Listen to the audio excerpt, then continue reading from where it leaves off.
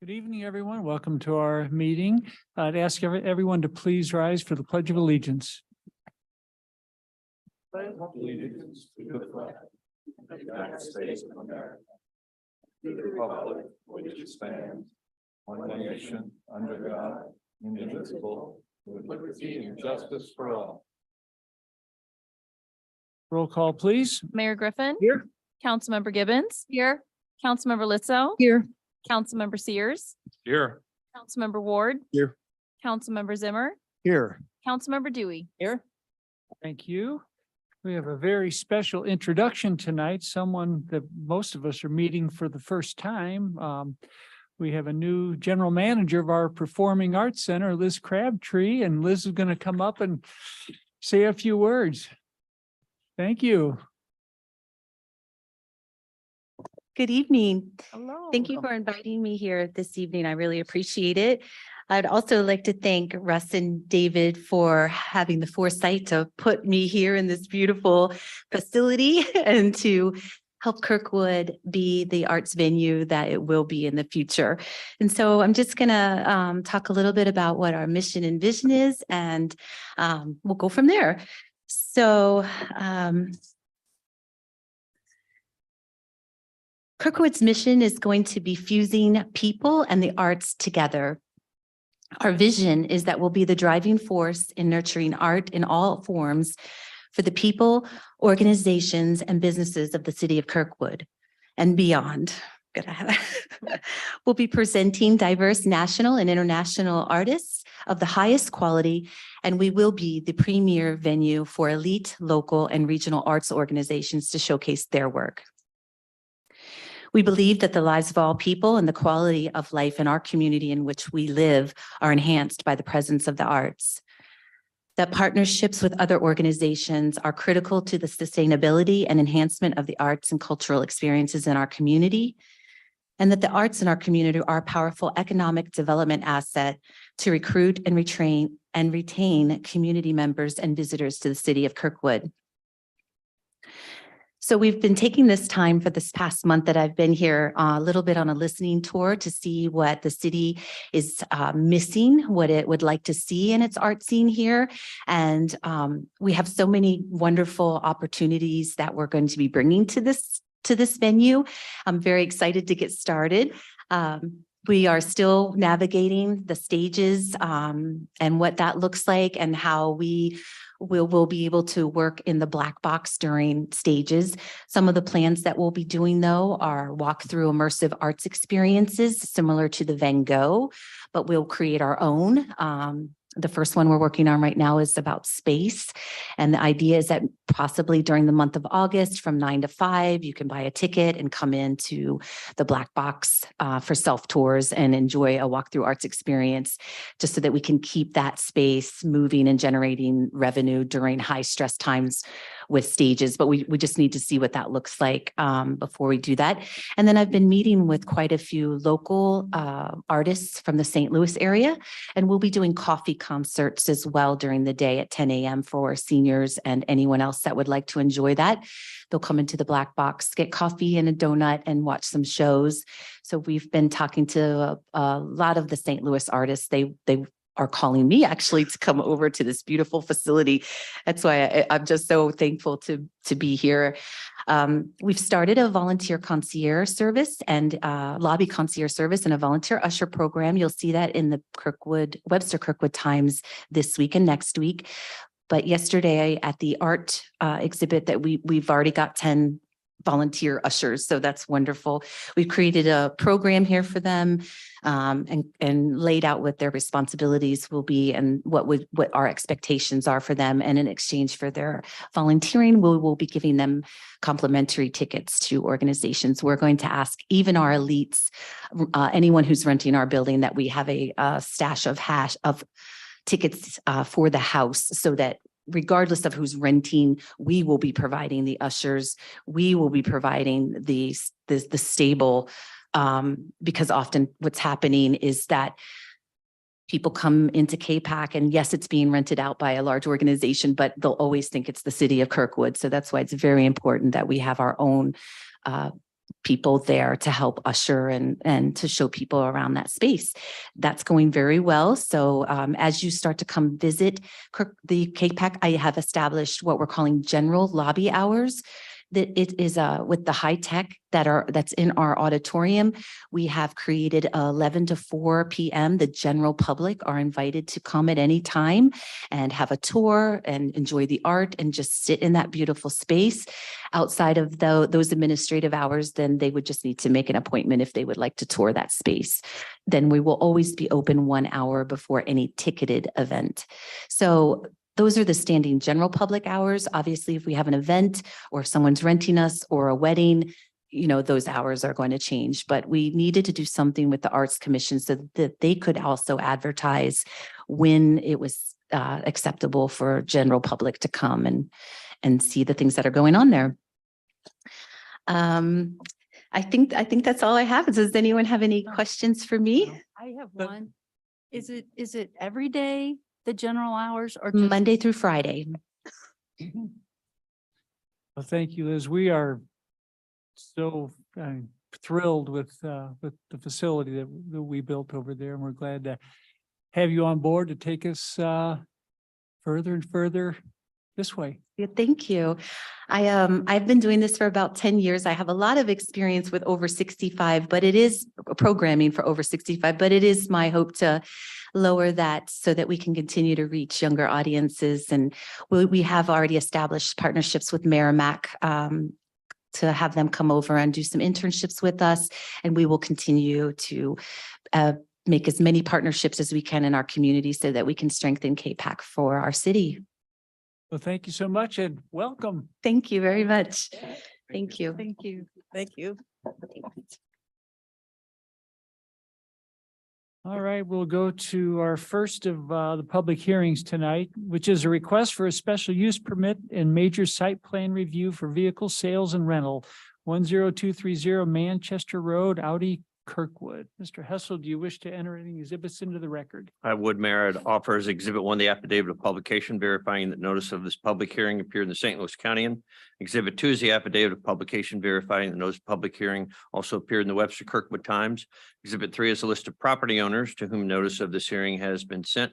Exhibit 4 is a viewer map showing the property that is the subject of the public hearing, as well as the surrounding properties. Exhibit 5 is the report of the subcommittee of the Planning and Zoning Commission dated January 18, 2023.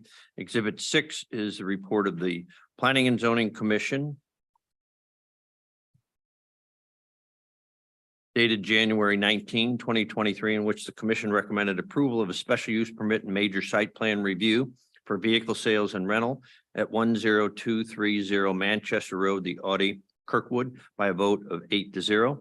And Exhibit 7 is the Code of Ordinances of the City of Kirkwood. Thank you, John. Mr. Hawes, who will present this to the council? That would be City Planner 2, Amy Lowry. Good evening, Mayor and Council.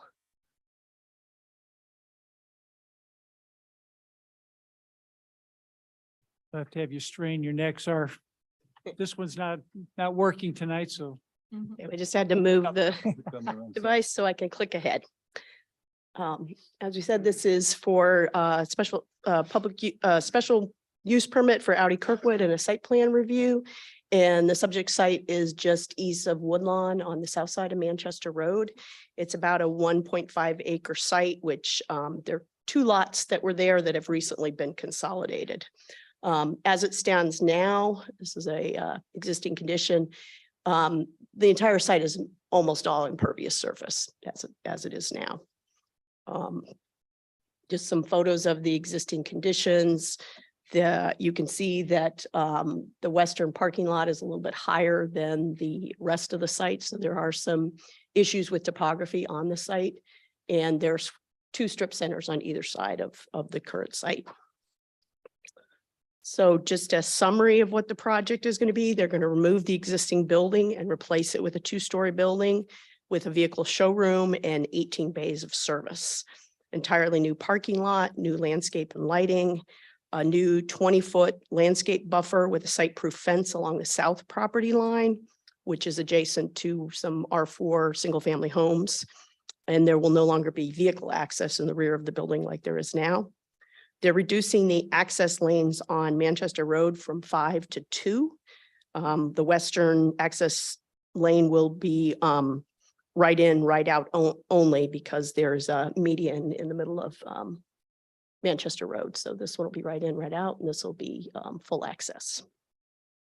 And as I said, the lower level, they'll have service department, and the upper level will be sales.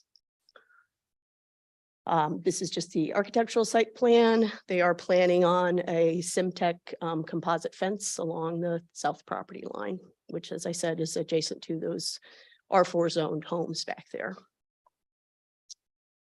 Just a little bit about the floor plan that shows the service area on the bottom and the vehicle sales on the top floor.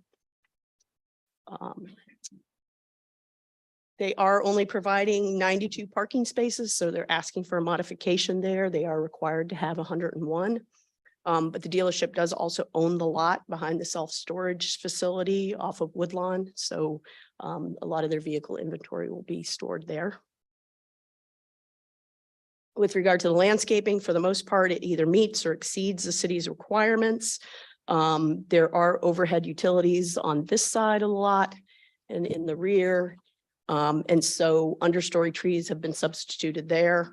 And then in the front, to be consistent with the city MoDOT Route 100 project, the applicant's going to provide a 5 foot wide sidewalk on their property with a 4.5 foot green space instead of the required 10 foot.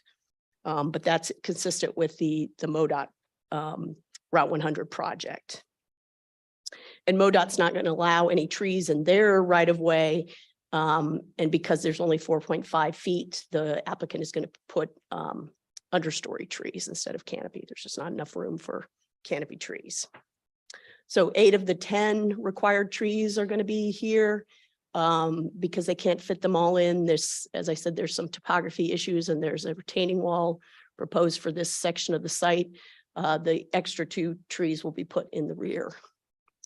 And then the other issue where they don't comply with landscaping is because they have a walkway to the front of the required walkway from the public sidewalk to the front of the building. This island right here doesn't not have enough room for a canopy tree. So again, they're going to substitute a tree in the rear for that. And the landscape plan list of trees was in with your packet information. They are providing quite a few perennials, annuals, and ground cover in excess of what is required. Lighting plan, which meets our regulations. And this is just renderings of what it'll look like. They'll have some color renderings when they get up to speak, but the design of the building is going to be reviewed by the Architecture Review Board at its March 6th meeting. So they are asking for some modifications. I did go through the first 3 of those and then also mentioned the parking spaces. Their justifications for these modifications include they're providing canopy trees at a higher caliper than what's required, as well as understory trees at a higher caliper. And 50% of their trees and shrubs will be Missouri native plantings. And as I mentioned before, they're providing 114 more shrubs than required and 143 grasses, perennials, and ground covers. As far as the open space required for the parking lot, they are requiring more open space, about twice as much as the code requires. And the existing vehicle access points are going to be reduced from 5 to 2 to promote safer vehicle and pedestrian circulation, both on and off site. And they are providing the public sidewalk easement on site to coordinate with a larger Route 100 plan. And the proposed site plan does reduce the impervious surface on site, and therefore it reduces some of the stormwater runoff. And the applicant will talk a little bit more about that. So as far as what City Council is to review, the site plan or special use permit review criteria, there are 12 of those. And I will just cite a few of those. The proposed special use is established as an allowed special use in the applicable zoning district, which it is. Number 7, the proposed use will be harmonious with the existing and intended character of the general vicinity, and such use will not change the essential character of the same area. There's already a vehicle dealership here, and they are improving what the site looks like right now. Also, site plan review criteria. Number 6 on that is the development will preserve and be sensitive to the natural characteristics, including topography of the site, in a manner that complies with applicable regulations set forth in the code. And other site plan criteria, number 14, the proposed development will not adversely affect off-site public services, including sewer, water, and streets, nor adversely affect the character of the neighborhood, nor adversely affect the general welfare of the community. And additional site plan for criteria for you to consider. But I'd be happy to answer any questions that you have. And as I said, the applicant does have a presentation that they would Okay. like to make. Why don't we go to the applicant presentation and we'll come back for questions. Thank you, Amy.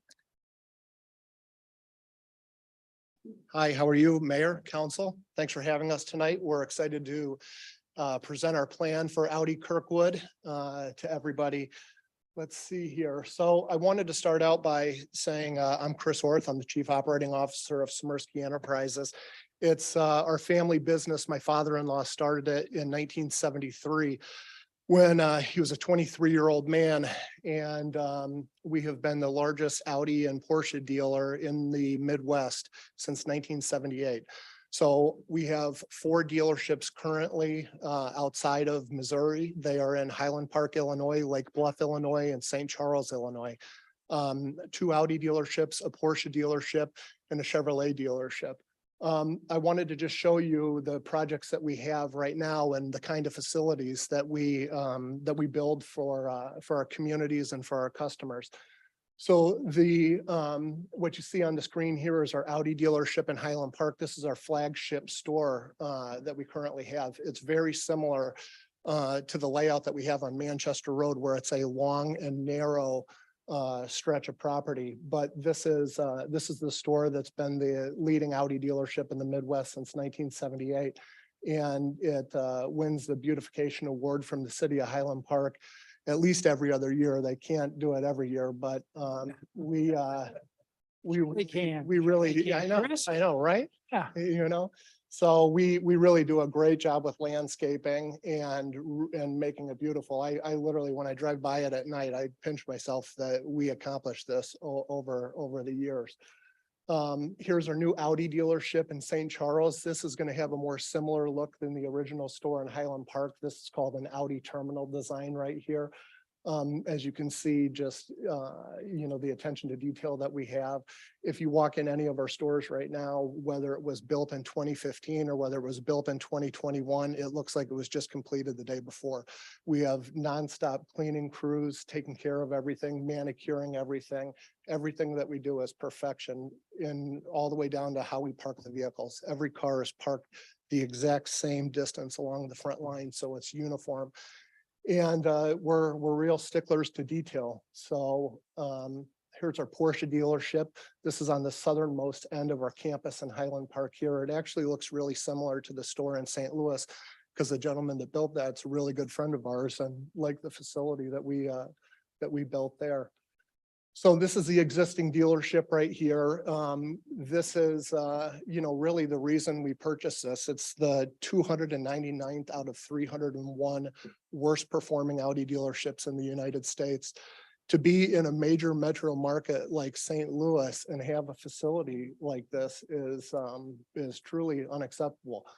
And it's one of the best brands in the world. And we're looking to increase the image of Audi for not only Kirkwood, the city of St. Louis, we're looking to improve it for the community. You know, what we've already done is this place had no air conditioning, no working bathrooms. It had craters in the parking lot. And we've spent about $500,000 just to get it to be respectable for a consumer. And, you know, we have big plans for this market. It's going to be a real gem when we finish with it. So we have our architect here, we have George Stock here, we have our landscape architect here, and we just want to walk you through the plans. But I just wanted to introduce myself and who we were before we started with our presentation. And I'll let Jason go through the proposed project. So thank you for your time Thank you, and Chris. look Thank forward to you. talking to you all later. Well, good evening, everybody. As Chris mentioned, my name is Jason Belkovich with Charles mentioned George Architects out of Chicago.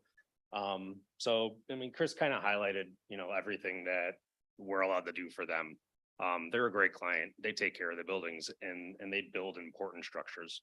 And that's what we're doing here. We're taking, it's arguably an eyesore, and we're trying to make something of this piece of property and something that's going to hopefully spur some development, spur some want to do better for the properties that are around us. So what we have here, you know, as Amy had mentioned was, you know, it's a two-story dealership, 18 service bays, and a really nice glass visible showroom on the first floor there. It's a state-of-the-art showroom, a unique experience for the customer. It has much more of a more of a buy a car in your living room kind of feel, set up with, you know, much more personal, intimate sales spots, a much more refined user experience, someplace where you can come and relax and wait while your car is serviced and enjoy the experience. The materials of the building are going to be something that's going to be very long lasting, very high end, high quality materials that are not going to require a whole ton of maintenance because they are very durable, as compared to what's there now, which is very antiquated and requires a lot of maintenance to be made so it can continue to look good. So this is the view traveling southbound down Manchester. You know, as we had mentioned, there's a significant amount of landscaping for the project. There are some topography issues as you traverse the site. We have inset the building into the site as much as we can to try and keep its mass down. The second view is basically the opposite side, you know, looking at what we would call our main entrance, because this is the full access entrance to the property with the service entrance immediately available, you know, right off that area. And they would traverse the site to get around to the top there. A couple of slides here of the proposed interiors, but as I had mentioned, you know, it's more of a loungy experience. We do have some standard sales points, but it's to encourage, you know, a much more relaxed and comfortable atmosphere, very unique, very open, very spacious and bright, something that's really going to look nice. And as Chris had mentioned, something that's going to be maintained very well. And with that, I can introduce George, who will talk a little bit about what we're doing with the site. Thank you. Thank you, Jason. Yes. Oh, just said thank you. Oh, Well, thank you. Good evening, Mayor. I thought you said George. Jason. Members of council, George Stock, 257 Chesterfield Business Parkway. Happy to be here tonight. As Jason said, and Amy, you did a wonderful job kind of describing the site. I think under this rebuild, a couple things happened. One, the building moves further to the south from Manchester Road. Today, there's just a single drive. By moving the building back, taking that front off, we're able to get a double bay of parking. And then the other item that we're able to do is get green space in the rear. So today there's parking and pavement on the south side. So that goes away and we're able to adhere to the 20-foot landscape buffer that'll be green, which is well landscaped, as you saw in one of those images before. The timing of this project was very good with MoDOT's project. We were able to coordinate a new access plan, pedestrian access. Today, it was mentioned by Amy that there's 5 points of ingress and egress. So there's a lot of ingress and egress across the front of the site. MoDOT's timing of their project, we were able to coordinate and they're actually constructing, they might even be finished, the new 2 curb cuts. So there's the center curb cut. And as Amy mentioned, that's limited to right in, right out because of the raised median. And then we have the full access at the east side, which showed up really well in the rendering that Jason just presented. So we're still working with the topography. So the west end of the site is very high. It showed up good on the rendering. You come in the center drive, you're going to raise up, going to the west to be on the ADA accessible side of the building, which is the west side. The other thing that this project's doing is it's improving the stormwater runoff. So today there's a couple things happening with the stormwater runoff. It's generally all paved and there's runoff to the storm system. There's some controlled just sheet drain that goes off to the south. So we'll have everything collected. We'll be installing some BMPs for water quality, volume reduction. and then also some attenuation. We continue to run with two options that we have with MSD. One is underground stormwater detention and then connecting to the existing storm system. The other is actually an alternative to replace the storm system to our east, enlarge it to be the appropriate size. That does require neighbor consent, and we're working on communication with them. So we do have two options to meet MSD's requirements as the cities and improve the stormwater runoff. So it's a real betterment of the site. This is a little bit of a demonstration, this slide showing which areas that where the pavement is being removed and will be restored as green space. And that also includes along the south end of the building, south face of the building. So I think I kind of covered this. We've got an overall reduction in runoff of the site.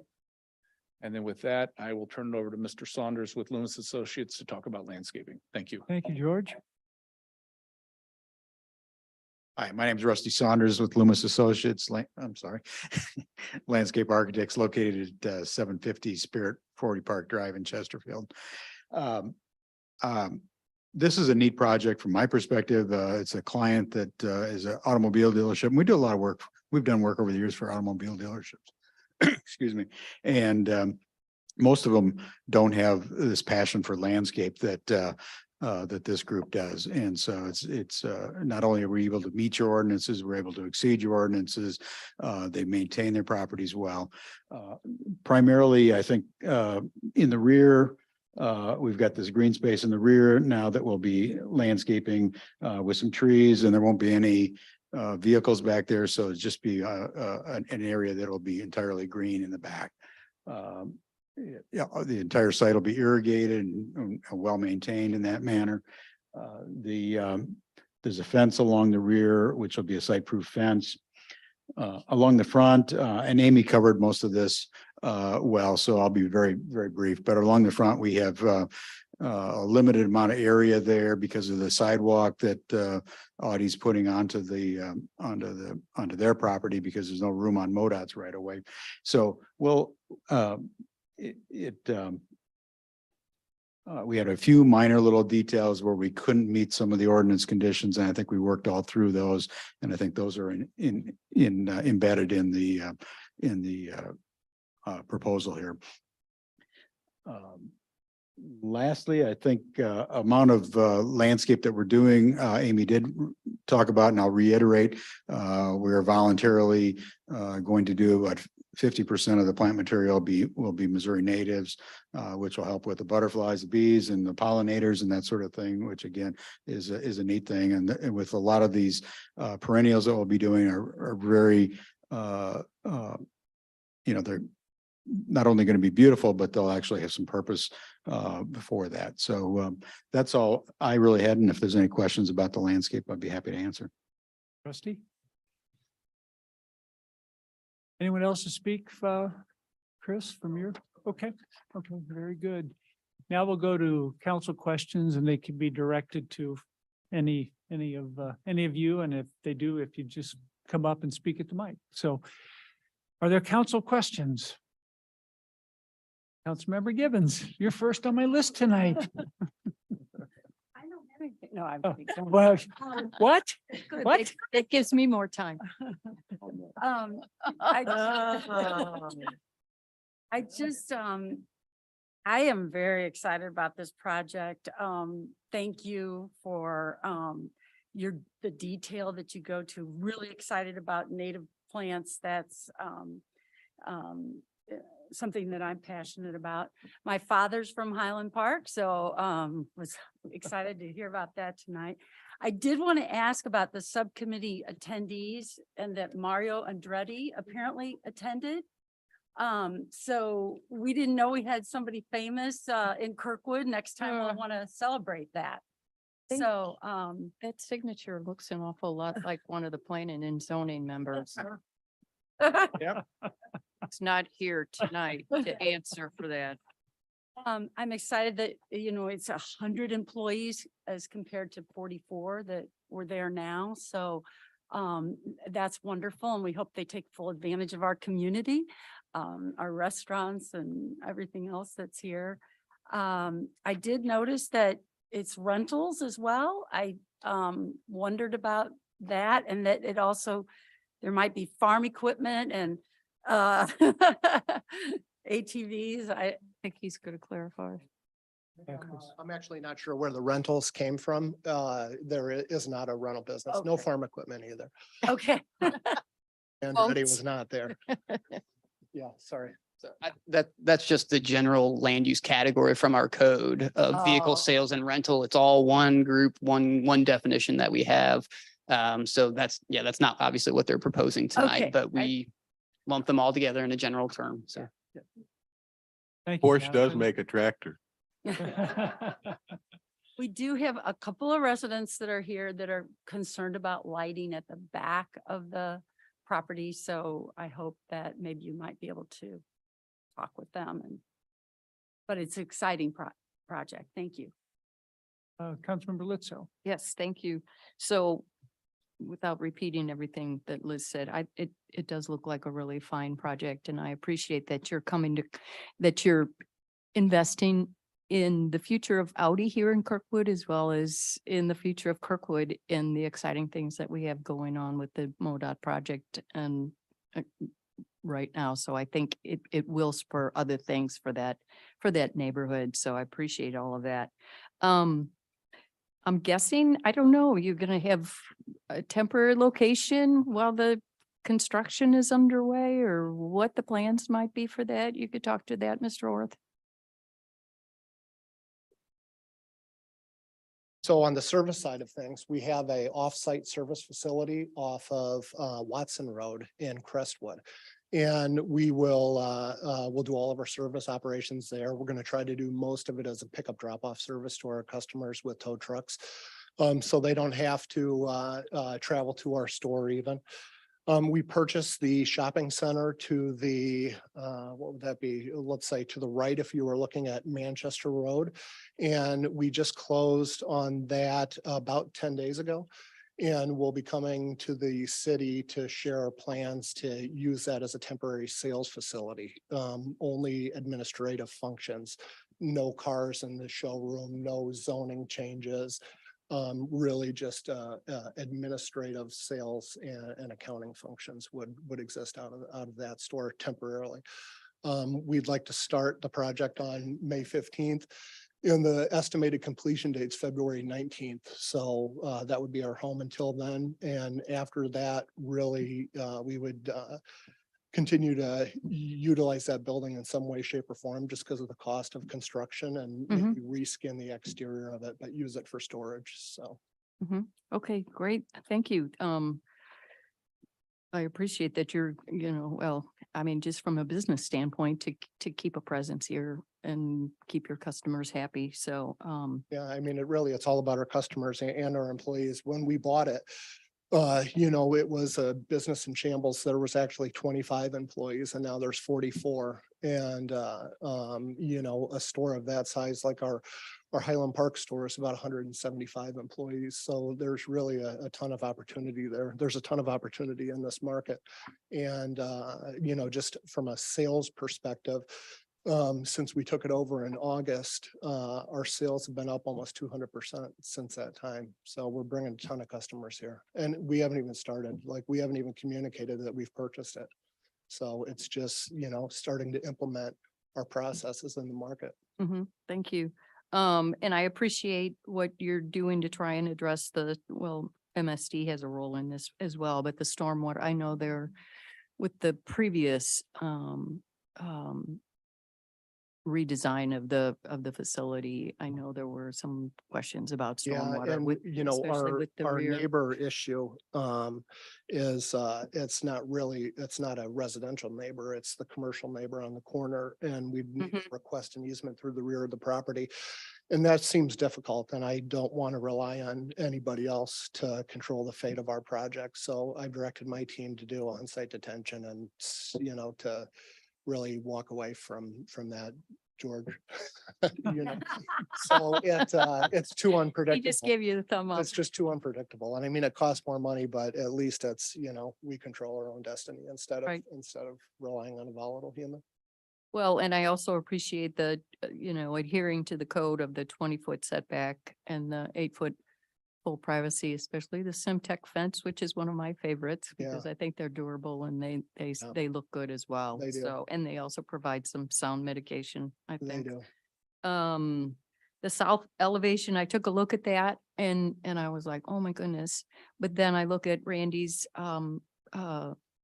landscaping plan and I'm thinking those big bald cypresses and the black gums and everything else, the junipers and all that back there that I think that, you know, I mean, ARB may have a something to say, but I think it'll help, you know, that'll make a nice, living kind of whatever. It will. I back mean, we there. really would want it to look like a personal residence. If you saw my father-in-law, who's the owner, has redone his home 4 times because he doesn't want to move because of all the plants that he's put in his yard. He's like, this is, 45 years of plants that I can't move from. And it looks like the Chicago Botanical Gardens.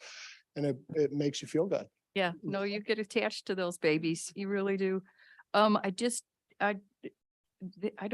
don't see a side yard setback on the east and west. Is that, I don't know. I'd have to ask. Amy? I saw something on the site plan saying that the east and west side yards, it's 0 feet of a setback to the other properties. Is that true or I misread For that? The structure set, I mean, there is no structure setback required between B3 properties. Okay. I assume that's probably what was being referenced there. Mm. They are adding, so as you see, I mean, but they have the required landscape buffer on both of those sides as well. So while technically the structure setback is 0, I see. there's a landscape requirement that they're meeting on that. Does that Well, answer? I'm just looking at sheet C 1.0 and under development setbacks, it just says side yard 0 feet Yeah, so to the that's the east structure. and to the west. That's a structure setback. Okay. Yeah. All right. That's all. Thank you. Thank you. For this side, Councilmember Sears, anything? I do not have any questions. All right, go back to this side, Councilmember Ward. Yeah, a question to either Amy or the applicant. In the previous application, we had a number of issues with residents in the back who were concerned with lighting and audible paging, public paging systems for around the lot. How did we handle that?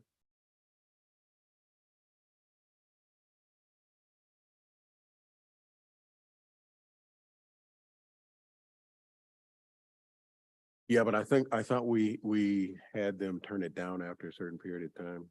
Turn the lights off. They weren't on 24. Yeah, John, go ahead.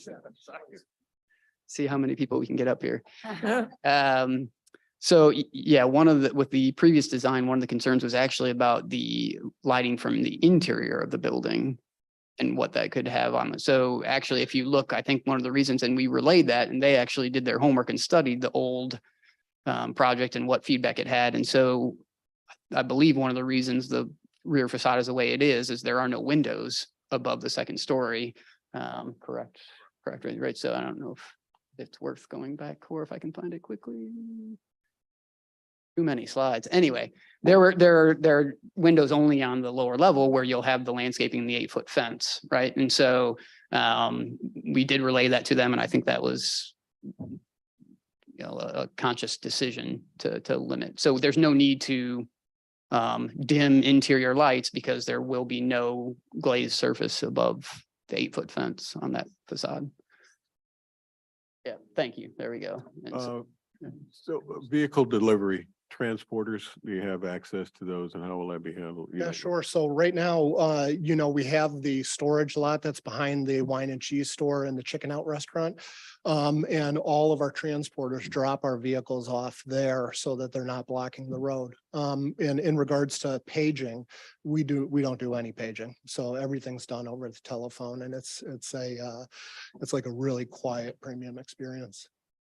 And let me just say that we consistently have a majority of one who's concerned with cementatious fences. If you and the neighbors work out some other material for your fence, which you find more attractive and more livable. Take that. Noted. Thank you. That is not cementitious. Anything else? No, I think that may be it. I didn't notice that you had a sufficient number of Bradford pears located on your lot. He's kidding. He's Oh, joking. good. I was gonna say, I didn't see that. Chris, see what I have to deal with? I know. See what I have to deal with? It's terrible. Only thing worse would be planning and zoning committee. You for your Thank you. participation. Thank you. Councilmember Zimmer, anything?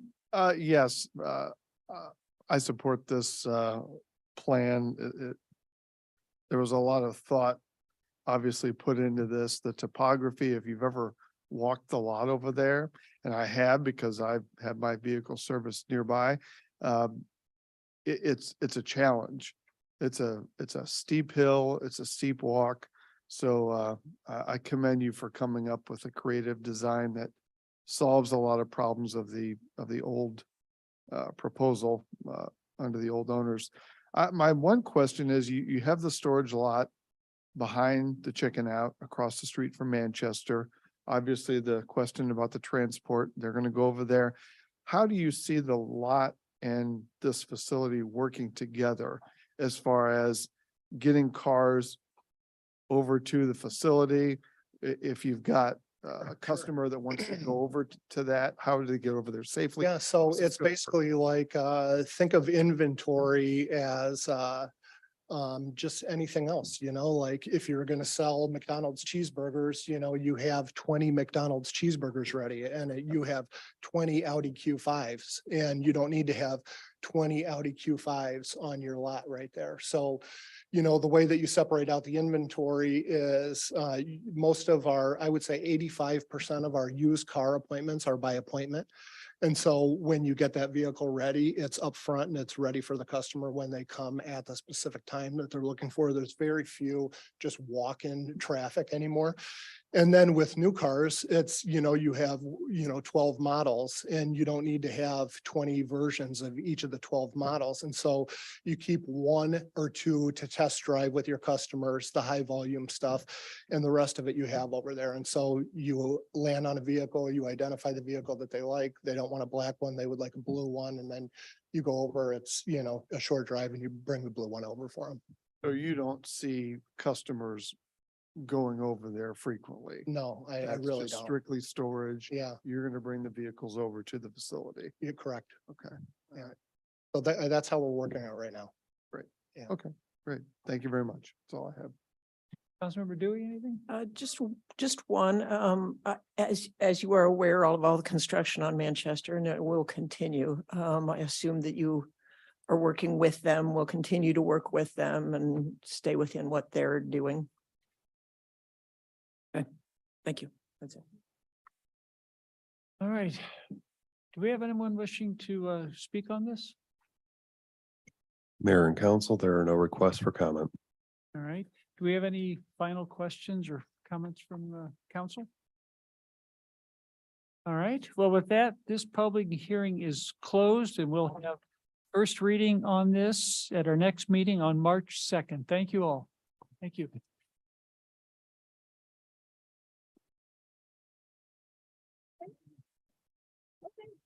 Sorry. And I'm going to change the order just a little bit, and just because of timing, I'm going to do the downtown, I'm a special business district public hearing next. So bear with me a second. That mess up everybody's packet. All right. All right.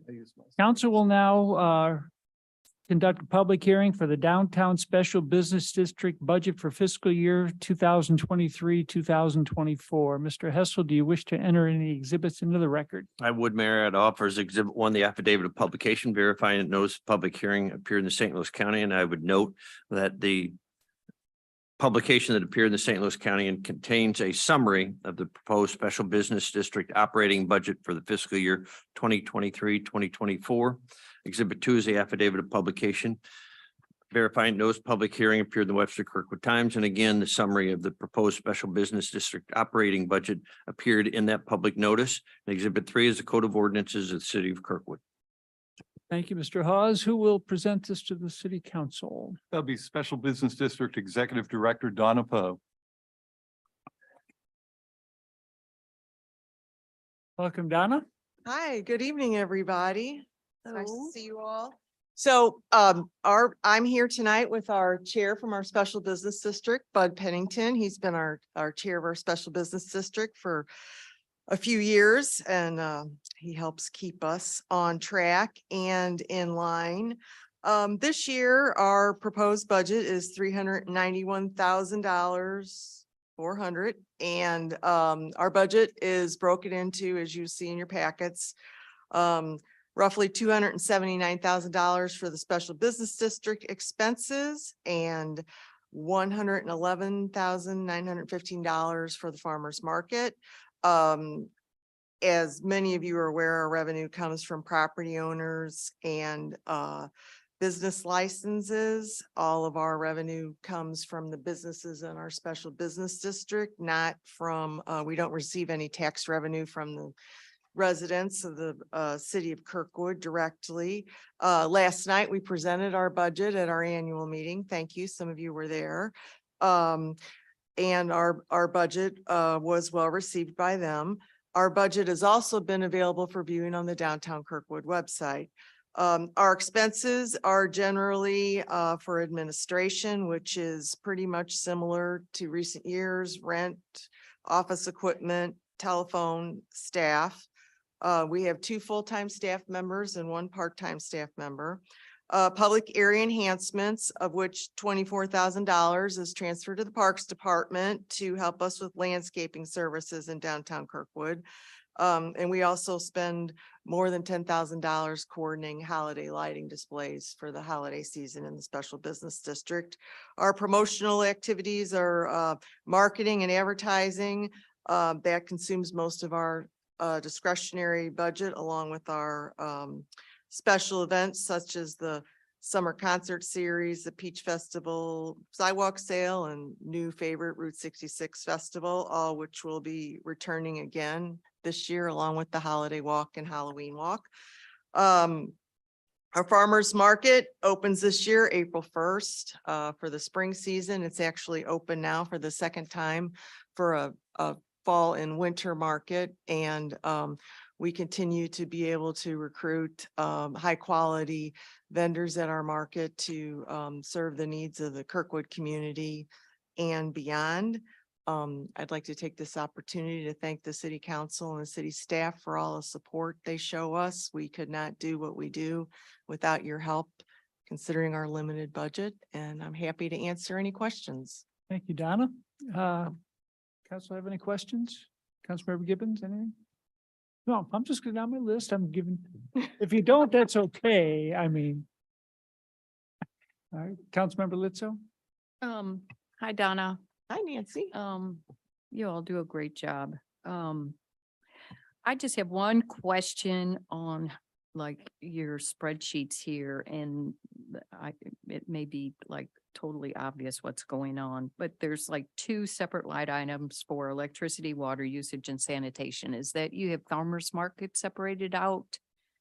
Is the one with just like maybe 5 different things on one page, and then the other is like. the Right, rest of one's the is, so there's a page, the longer one, the larger one is the SBD That's the page, and then SBD, the and the other shorter shorter one one is is- the and the less expensive one is the farmer's Okay, market one. that's what I figured. It just. But we have those expenses, so we pay for, in downtown Kirkwood, example, like the lighting, we pay for the gas in the fireplace in Kent Yes. Counter Park, Mhm. water from some of the outlets to water the plants, all those utilities come to us. We had emails of numerous utility bills every month.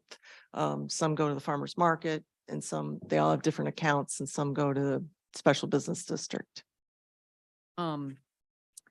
Okay, that clears that up. I figured that was the answer. I just wasn't sure because it didn't say like farmer's market or whatever the heck. And it looked like actually the same account number, but There's different. 1-digit difference. Oh, Special okay. business district is 5501 and the farmer's market is Okay, 5502. all right.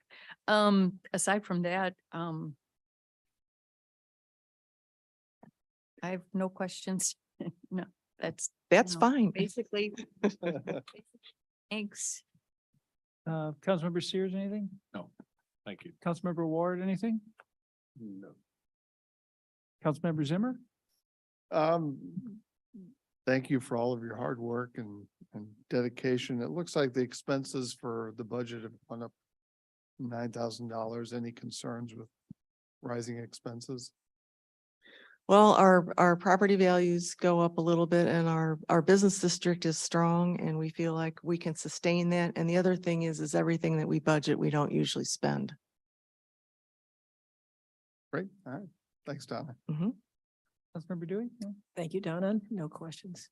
Do we have anyone wishing to speak at this public hearing? Mayor and council, there are no requests for comment. You, so with that, this public hearing is closed and the item will be on our new business agenda on March 2nd. Thank you, Donna. Thank you and good evening. Thank you. Now we will go to the public hearing for the City of Kirkwood budget for fiscal year 2023 to 2024. Mr. Hessel, do you wish to enter any exhibits into the record? I would, Mayor. Again, exhibit one is an affidavit of publication verifying notice of public hearing appeared in the St. Louis County. And a summary of the proposed operating and capital budgets for the fiscal year 2023/2024 were included within that publication. Exhibit two is the affidavit of publication verifying notice of public hearing appeared in the Webster Kirkwood Times. And again, a summary was included in that notification. And exhibit three is a code of ordinances of the city of Kirkwood. Thank you, John. Mr. Hawes, who will present this to the council? That would be Assistant Director of Finance, Jen Forgy. Welcome, Jen. Good evening, Mayor, council members, Mr. Hawes, residents of Kirkwood. The proposed 23-24 budget presented tonight is balanced in accordance with Missouri state statute. A copy of the proposed 24 budget is also available on the city's website on the finance page for all the residents to review. The budget process began last July with department directors and managers updating the 5-year capital plans under the supervision of Mr. Hawes. This was followed by the city departments preparing the first draft of the operating request in late August. The first draft over the next 5 months went through many reviews and edits before becoming the proposed budget being presented tonight. As the budget process continued, the proposed draft budget was presented to the Citizens Finance Committee. The committee reviewed strategic areas of the proposed budget and met weekly with various departments, directors during the months of September through December. In the work session on January 19th, the committee presented their report to council. The fiscal year 23-24 proposed budget includes anticipated income and reserves available to fund the total citywide appropriation request of $102,971,000, with the general fund and electric fund comprising of 33% and 35% respectively. The general fund provides the funding for all general city services, which includes public safety, police and fire. So in addition, the fiscal year 23-24 budget projects grant revenues in the amount of $3,127,000 for the various city street improvement projects. The Public Works Department, under the direction of Bill Bensing, is doing a tremendous job in securing federal and state grants that typically cover 80% of many of our major infrastructure improvements. The proposed budget also includes an appropriation in the amount of $3,924,000 for lease payments due in various leases. And finally, the proposed budget includes a request to reappropriate $18,515,000 for previously approved projects that just are not going to be completed by the end of March. So I would like to thank the department directors and managers throughout this process, as well as the Citizen Finance Committee members, which include Hunter Martinier. I knew I would say that wrong. The chair this year, and then Matt Kirsting was the co-chair. And we also had Tom Feiner, Brian Gill, Doug Combs, Randy Moore, and Larry Watson. Does anybody have any questions? Thank you, Jen. We'll go to council questions. Council had a budget work session with the CAO last week, and so there was a chance to go over things, but let's open up to any council questions. Councilmember Gibbons, anything? I'm just concerned about the water, 30%.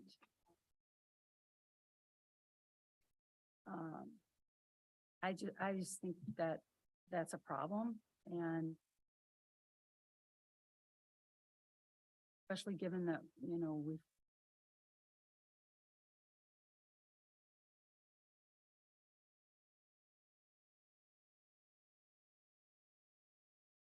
water right now is Mr. Hawes or Mr. Bensing, do you want to address that? Mr. Hawes, you can go first. Well, sure, I'll be glad to. And that's a recommendation of administration. Certainly, city council can adjust as appropriate. I mean, would you like me to get into why the recommendation? In order to ensure that the water department is able to operate, quote unquote, in the black, that amount of an increase will be necessary. It would also, after that increase, be still less than Ameren's 25% increase would have its rates. Missouri American. Missouri I'm sorry, Ameren. No, that's just making. Just for Electric water, thank you. They OAM. don't go together. Oh, I am. Missouri American, thank you.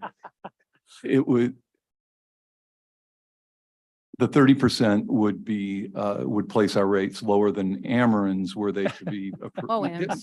Missouri Americans were they to approve, were the full 25% be approved for them as well. These adjustments are due to the costs that it takes to operate to the level that our citizens expect, and that's where administration lands on this. You know, I may, just to get more into that, not tonight, I might suggest we can talk maybe at our work session before first reading. Maybe we talk a little more about that, just to get more in depth before we have first reading, if that's okay. Absolutely. With a proposal like that, I fully Yeah. understand. No, I that. think we'll plan on doing that on March 2nd. Okay. Yeah. Which is also night of first reading, but we'll still have people have chance to ask specific questions and get into more details, and council still would have time to adjust. Anything else, Councilmember Gibbons? Councilmember Litzo? Well, to continue along the same lines of what Councilmember Gibbons brought up. I mean, I understand that we rely on transfers from our enterprise funds to help fund other capital needs and general fund and all that kind of stuff. When I first came on council in 2012, and I mean, since then, it's always been my understanding that the transfers from the enterprise funds to the capital or to general, whichever the case may be, was always with the understanding that those transfers wouldn't adversely impact the fund itself. And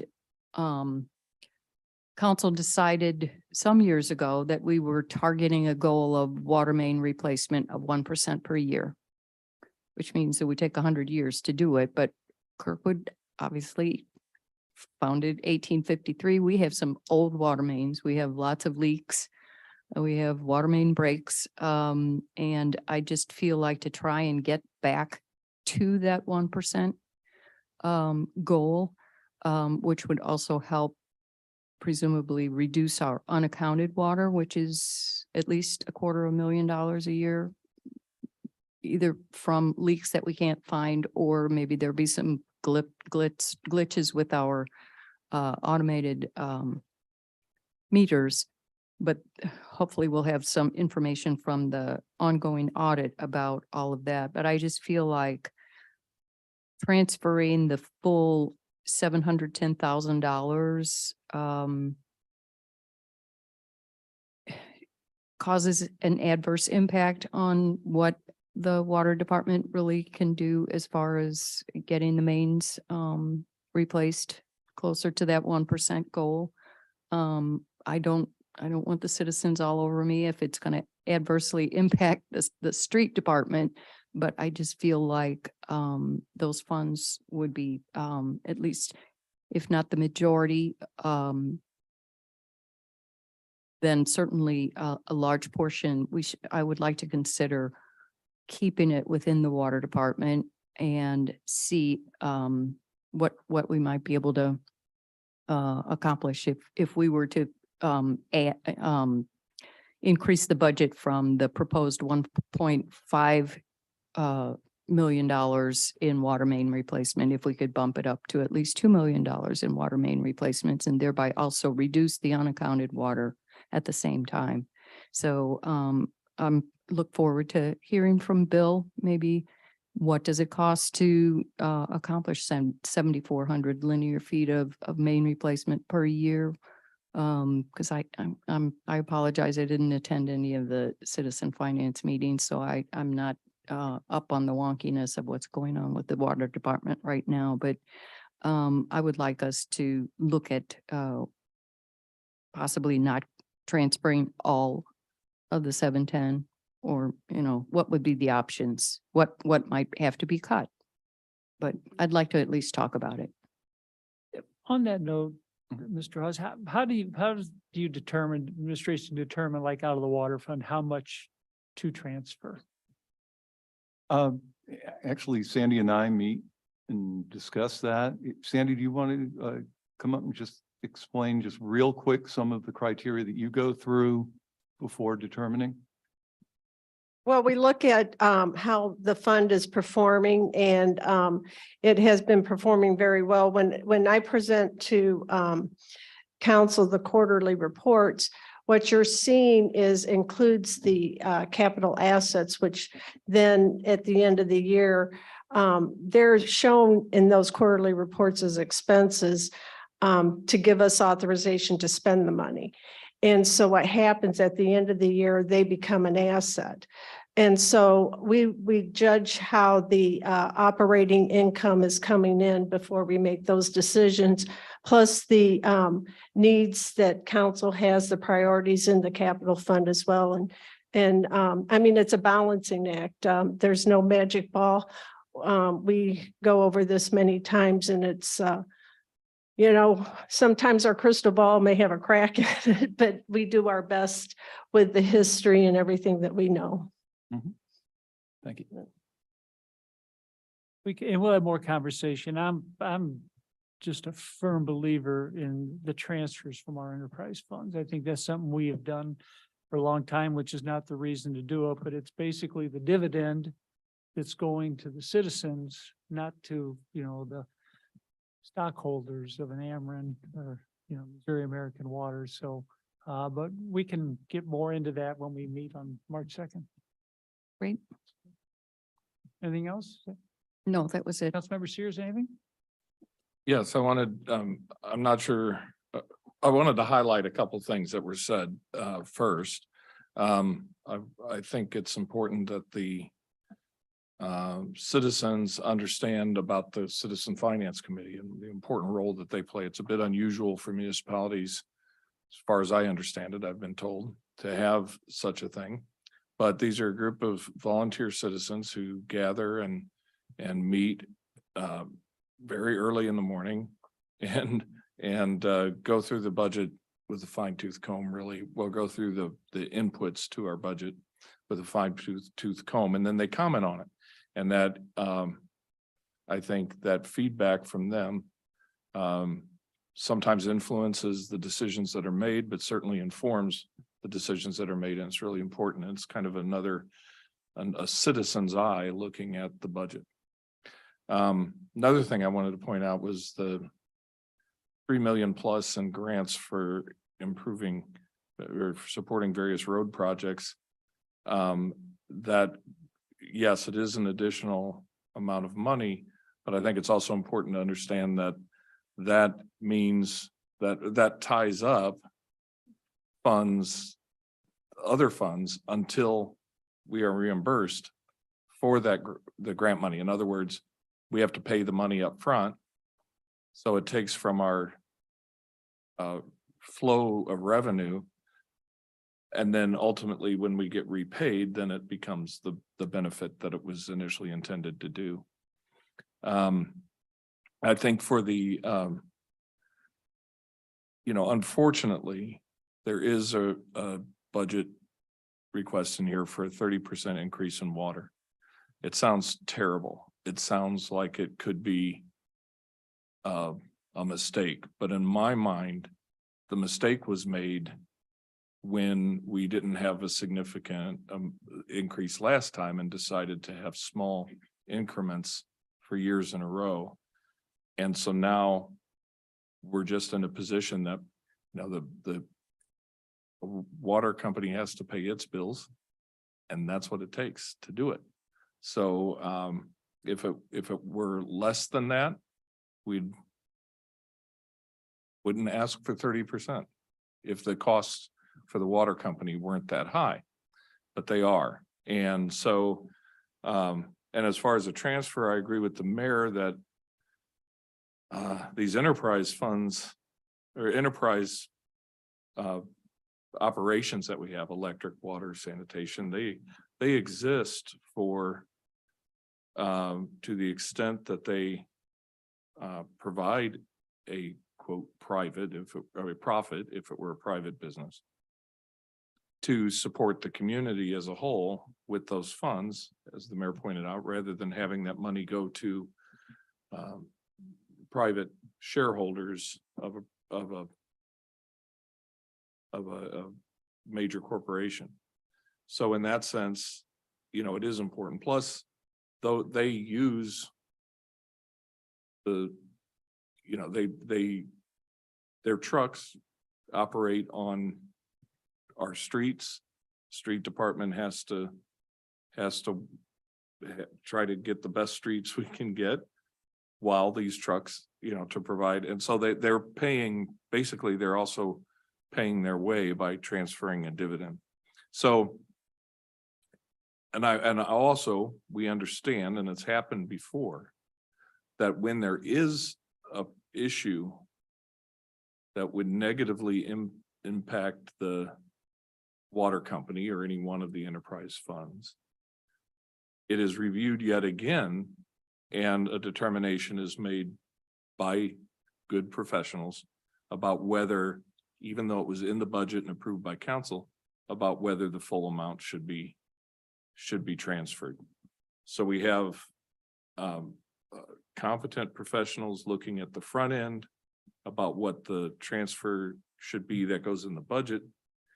And then when the time comes to make the transfer, it's reviewed again by good professional experts to determine whether they should make the transfer. So,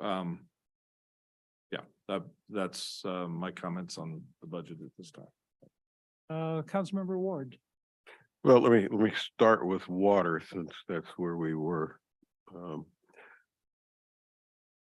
Essentially chasing that 1% replacement seems like a fool's errand to me. You've got a 100-year replacement schedule on a water network that is in excess of 100 years old. I think using that 1% goal, because that's what everyone else does, just gets us in the same club of having a porous water system like most of the nation.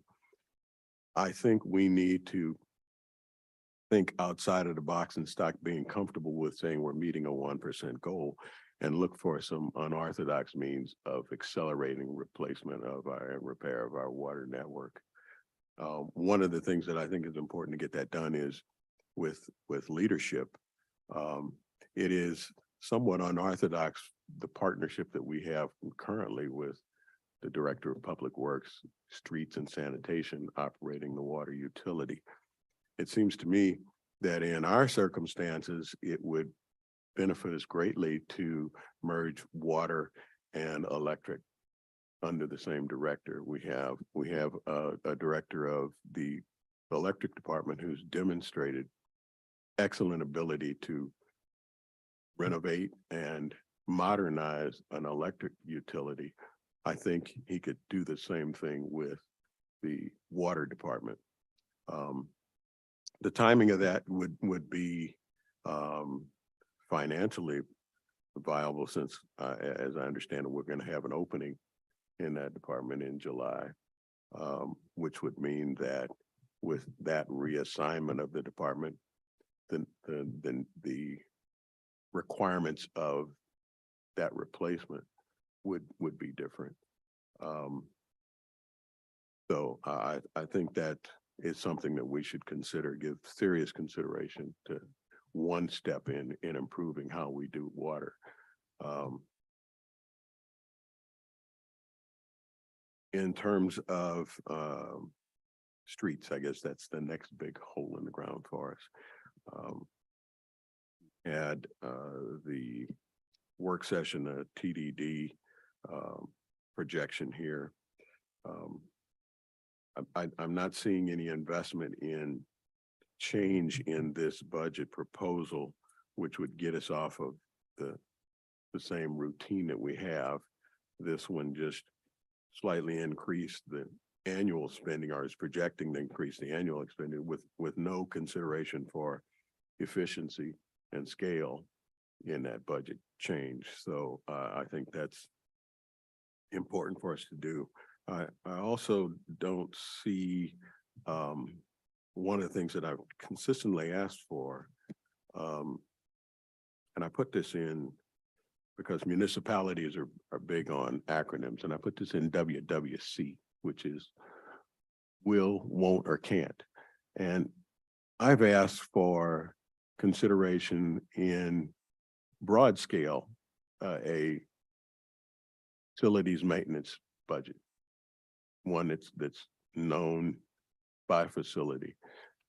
That may be too much of a bite, but I don't see any reason why we can't, with our 3-year-old performing arts center, begin using that as the model for developing a facilities maintenance budget, which would grow annually to meet the needs of the replacement of that building. You know, where we had conversations about the ice rink and the chiller in a 5-year replacement cycle. That's $2.5 million.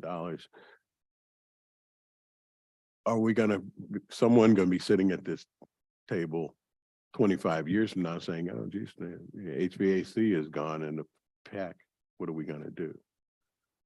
So I think we need to start thinking efficiently and more effectively with our budget and how it gets utilized instead of leaving it out there for chance. So I think there needs to be some investment in that process. The other thing that I'm going to continue to harp on, and that is from a public safety standpoint, we still don't have anything to deal with large scale disasters.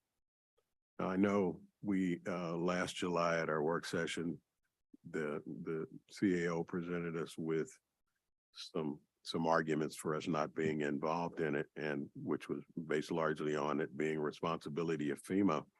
And I got to tell you, I don't take any comfort in knowing that the city may have FEMA on speed dial, because who takes care of us until FEMA gets it? I'm not sure that we get our first call in and head of Clayton or Creve Coeur or Chesterfield or any of the other 90 municipalities in St. Louis County if it's a large scale issue. Until they get here, we need to have some kind of rudimentary plan for helping people and organizations, and that's going to need just a little money, but we need to have some kind of idea what that's going to look like. And I'll have more. Councilmember Zimmer?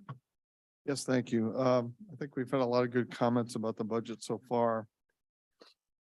As I've said before, and I'll say it again this year, just looking at the different departments, the percentage increases that we're looking at continue to go up as far as our expenses. For instance, it looks like for a total of human resources, 33.79% increase. My point is that, you know, we continue to face rising expenses from labor and from labor pressures, from suppliers, cost of goods sold, everything that the city deals with, all the expenses have gone up and they continue to go up. And everybody knows how inflation has impacted those expenses. And so I think we need to keep our eye on that. And I want to talk more about that, as we discuss this. But, 33% increase year over year, how do we sustain this in the future? Where do we get the revenues from to do everything that we want to do? We've had a lot of ideas and we need to continue to talk about those ideas as far as our downtown development, receiving grants, which I think we've done an excellent job. Without that money, we would have, much different outcome than we have right now. And that's to the expertise of our city staff that knows how to get this money to the city. And we would be very challenged without those grant funds. So I think we obviously need to continue to do that. Our shared partnerships with other surrounding municipalities are also good ways to maximize our potential and our expertise while giving us needed revenues. But I think we need to still continue to be creative in driving our revenues so we can pay for everything that we want to do. And we'll continue to talk about that. Councilmember Dewey? I don't, thank you. Okay.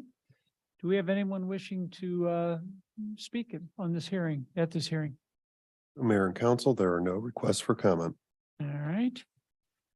Well, with that, making a note here, this public hearing is closed and the item will be on our new business agenda on March 2nd. Thank you all. All right, we'll go to public comments. The public comments portion of the meeting is an opportunity for the city council to listen to comments from citizens. It is not a question and answer session, and the city council will not respond to comments or answer questions during this period. The mayor may refer any matter brought up to the city council to the chief administrative officer or city clerk if action is needed. Thank you. Do we have anyone wishing to speak? Mayor and council, there are no requests for comment. Thank you, David. All right, we'll move on to the consent agenda. Is there a motion to approve? Is there a second? Second. All right, we got it. Motion is second. Any questions or comments? All right, seeing none, all in favor, please say aye. Aye. Say no. Motion passes. Go to unfinished business, Bill 10959. Mayor and council, this is an ordinance amending the provisions of the Municipal Code of Ordinances, Chapter 25, zoning and subdivision regarding the regulation of marijuana facilities. Any questions or comments? All right, seeing none, roll call, please. Mayor Griffin. Yes. Councilmember Gibbons. Yes. Councilmember Litzo. Yes. Councilmember Sears. Yes. Councilmember Ward. Yes. Councilmember Zimmer. Yes. Councilmember Dewey. Yes. Bill passes. Bill 10960 amended. Mayor and council, this is an ordinance amending Chapter 17, Article 1, Section 17-1, and Article 11, Section 17-180, 181, and 183, and enacting Section 17-187 through 17-194 of the Code of Ordinances, City of Kirkwood, Missouri. Any questions or comments? Seeing none, roll call, please. Mayor Griffin. Yes. Councilmember Gibbons. Yes. Councilmember Litzo. Yes. Councilmember Sears. Yes. Councilmember Ward. Yes. Councilmember Zimmer. Yes. Councilmember Dewey. Yes. Bill passes. Bill 10961. Mayor and council, this is an ordinance amending Chapter 14, Article 1, Section 14-1, and Article 3, Section 14-142 of the Code of Ordinances, City of Kirkwood, Missouri. Any questions or comments? All right, roll call, please. Mayor Griffin. Yes. Councilmember Gibbons. Yes. Councilmember Litzo. Yes. Councilmember Sears. Yes. Councilmember Ward. Yes. Councilmember Zimmer. Yes. Councilmember Dewey. Yes. Bill passes. Bill 10962. Mayor and Council, this is an ordinance appropriating $5,251.86 from the equitable sharing and fund balance to the Police Department machinery and equipment account and accepting the bid of All Traffic Solutions in the amount of $5,251.86 pursuant to a Sourcewell cooperative contract for the purchase of 2 StatTrack data collector traffic counters for the police department and authorizing and directing the Director of Procurement to issue a purchase order. Any questions or comments? Roll call, please. Mayor Griffin. Yes. Councilmember Gibbons. Yes. Councilmember Lizzo. Yes. Councilmember Sears. Yes. Councilmember Ward. Yes. Councilmember Zimmer. Yes. Councilmember Dewey. Yes. Bill passes. Go to new business, Bill 10963. Mayor and Council, this is an ordinance appropriating $75,000 from the Fleet Service Fund balance to the Fleet Services Vehicle Repair and Parts account due to an increase in vehicle repairs and parts replacement expenses. Is there a motion for approval? Move approval. Is there a second? Second. A motion is second. Any questions or comments? Councilmember Gibbons? 37%. Wow. What is, I realize that everything's up, but 37% is a lot. Are there accidents? Are we having more accidents? I'm gonna let David answer that. The majority of that is in the cost of actual vehicle parts. There's an extreme shortage. A lot of the lead times are out, but that's where the extreme increase in the cost is. It's not increased volume in accidents. It's purely part costs and material costs. Any other questions or comments? All right, seeing none, all in favor of first reading, please say aye. Aye. Say no, motion passes. Bill 10964. Mayor and Council, this is an ordinance appropriating $600,000 from various accounts, accepting the bid of Kolb Grading LLC in the amount not to exceed of $649,285.95, which includes a contingency of $35,000, pending budgetary approval for the City Hall and Police Department parking lot improvements and authorizing and directing the mayor to enter into a contract. Is there a motion for approval? Approval. Motion, is there a second? Motion is second. Any questions or comments? Councilmember Gibbons? Well, I'm concerned about the steel canopy and bird feces. And our fence lady probably knows something. I don't know anything. So you have a problem with the birds or the canopy? I'm afraid that the canopy will end up like the ones at Kirkwood High that were all rusted and what have you, is Yeah, without a facility maintenance budget, that'll happen.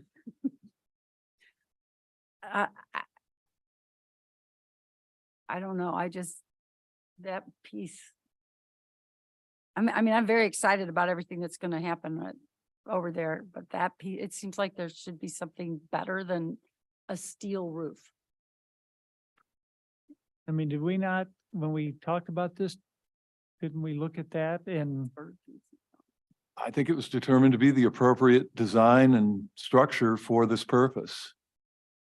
I think modern coatings have a much longer lifespan than what you might. Yeah. Well, maybe we need that building maintenance just so we're repainting it from time to time. It doesn't look like that stuff. Well, this has to do with keeping the bird poop off of the cars, I think, doesn't it? Right.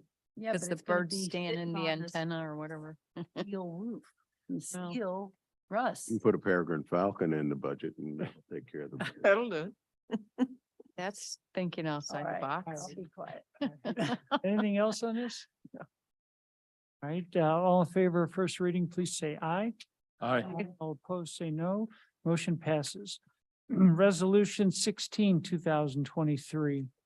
Mayor and Council, this is a resolution accepting the proposal of Lockmuller Group in not to exceed amount of $78,600 for professional design period services for water main replacement at Rayner Road and Taylor Young Drive, and authorizing and directing the mayor to enter into a contract. Is there a motion for approval? Motion. All right, we got a motion and a second. Any questions or comments? Right, seeing none, roll call, please.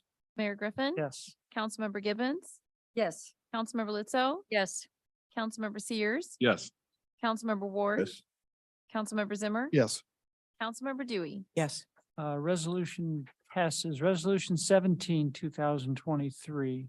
Mayor and Council, this is a resolution accepting the quote of Murphy Company in the amount of $30,100 for the installation of a surveillance system at the Marshall Road Pump Station and authorizing and directing the Director of Procurement to issue a purchase order. Is there a motion for approval? So moved. Motion the second. Any questions or comments? Councilmember Gibbons? I want two things wondered about who watches this once it's installed. And then it also mentions that Murphy's recommending that the door be replaced, but there was nothing in here about that. I think we're going to have Bill speak to that because this has been his baby for a bit. The door repair will be done in-house. Okay, we felt that was something that we could handle on outside of Murphy's contract. Murphy specifically is for surveillance equipment. And basically it's 24-hour feed. So basically what we do is we don't monitor it, but it's being monitored. So if we see, and if there's an event that trips the alarm system, we have the video to do that, or to go back and review the video if there's an incident during the night. Oh, okay. So it's not like the dispatchers are watching it No, or anything. No. Thank you, Bill. I got a question, Bill, before you go. Isn't it possible to have that feed to dispatch so that if something happens there? I would have to talk to Trace about that because he handles the surveillance systems for all the city facilities. And so we have to look at that integration. I don't think they all are integrated to the dispatch system, but and I don't know if they can or cannot be. I think we should look to that. I mean, that seems to me more timely in terms of you get somebody who put eyes on it immediately, dispatch a police car there rather than just using it for after the fact, but I guess we need to explore it. Thank you, Bill. I have one follow-up to that, because I thought I heard you say that it could be something, if there's an incident, you go back and look, but then you also said if an alarm is tripped, you'd look at it. Right, we have an alarm. Only after the fact, or the alarm trips and someone brings it up? Could bring it up, yes, because we have an alarm system down there already, okay? But it's the video surveillance is what was recommended through our risk analysis. And who is that, like on accessible by laptop or something, or it's alarm, you find out there's an alarm sounding. It's so you look at it. web-based. It's very similar to our traffic cameras that we have out there right now, okay? If there's an incident on our traffic cameras, now we can pick them up, and those are connected to the police dispatch also. They have full access to those also. But like Chris has the ability to, from home, if there's some sort of incident with the traffic cameras, be able to view those and evaluate the data that's coming off of the traffic cameras. Is that on your nightstand, Chris? Thank you. Is that a question? I mean, you want? Yeah, I've had questions. Yeah. Oh, I did. I'm sorry. I didn't see Oh. I didn't see your hand or anything. Sorry. Well, so this is basically proactive, Bill, Correct. or we've not had any incidents down there? No, when we went through 2 or 3 years ago, our risk and resilience audit, these are recommendations that we're starting to put into place with these recommendations. Basically, it's just it's down in an area, very private, Kind of very remote. secluded, and very remote, right? Yep. Right.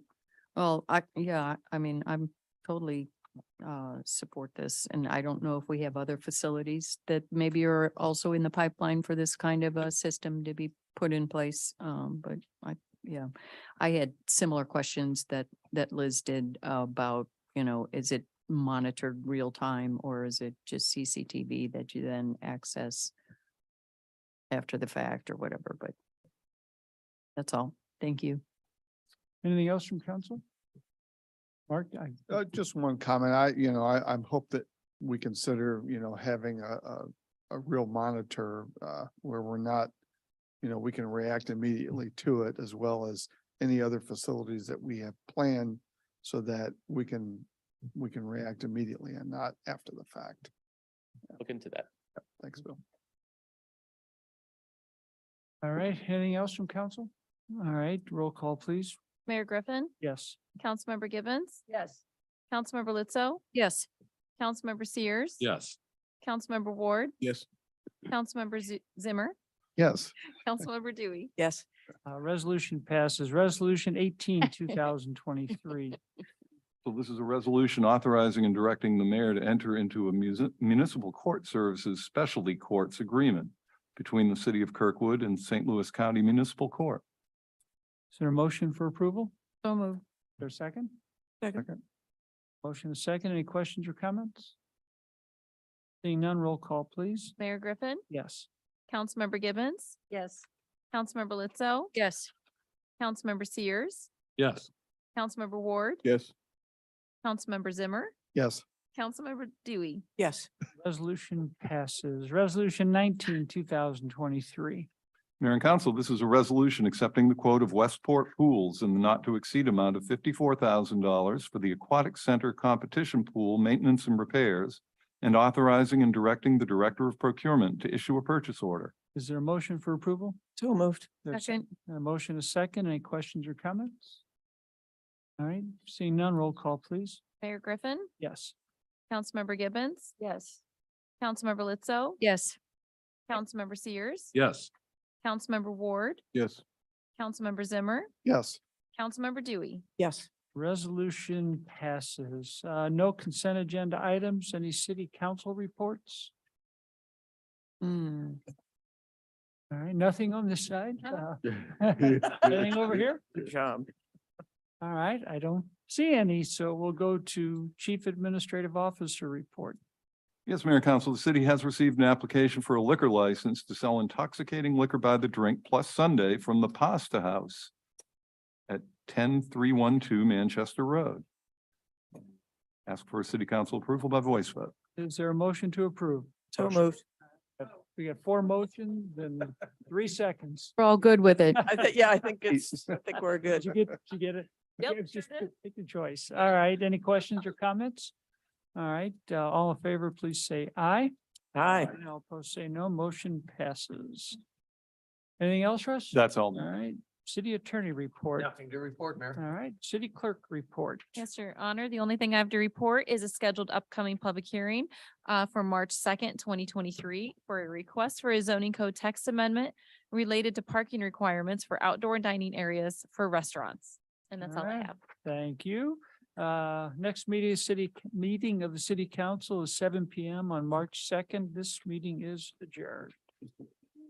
Mr. Mayor, are we still meeting next? Yeah, February 23rd. Yeah. All right, great. It's down in there.